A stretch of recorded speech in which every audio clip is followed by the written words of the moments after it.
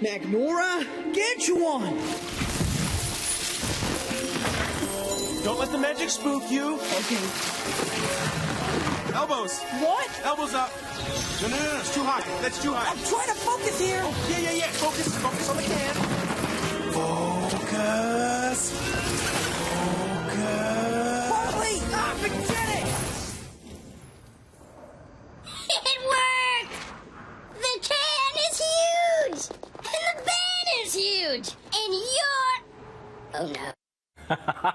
Yes, good stuff there, courtesy of Chris Pratt and Tom Holland, who are the voices behind Pixar's latest Onward. This is a fantasy movie with a suburban setting. Imagine a world where there's orcs and trolls and sprites and wizards and magic spells and things like that, but technology has taken over, so all the residents of this world have basically forgotten all the magic because of all the conventional and convenient devices available now. It makes for a very interesting backdrop, and there's some great visual gags in this movie that will have you laughing throughout. Now, the story centers around two teenage elf brothers, voiced by Holland and Chris Pratt, who embark on a quest to try to bring back their deceased dad for 24 hours. Things go awry when they're making the magic spell, when they're conjuring it up, so they're only left with the bottom half of their father. That's why you see those little legs in the movie, and it makes for some great Weekend at Bernie's type gags and things like that. Part of this movie towards the end, also, there was a great sequence that reminded me of Indiana Jones and the Last Crusade. Not in a derivative sense, but it really was a nice nod to it, I thought.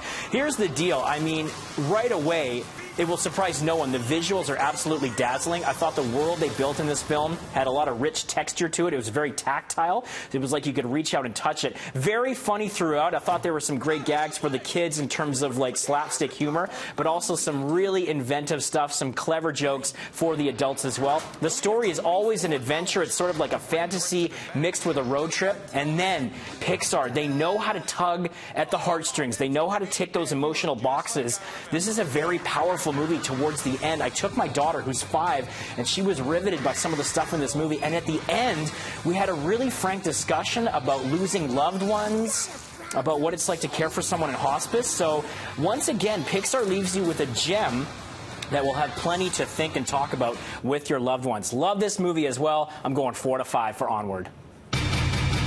All right, not sure if there's going to be some crowds at the box office this weekend, but if there's something on the radar at home, a couple of things on Netflix for you right now. Mark Wahlberg in Spencer Confidential. This is a revenge thriller where he plays an ex-cop, and another familiar face there, Post Malone.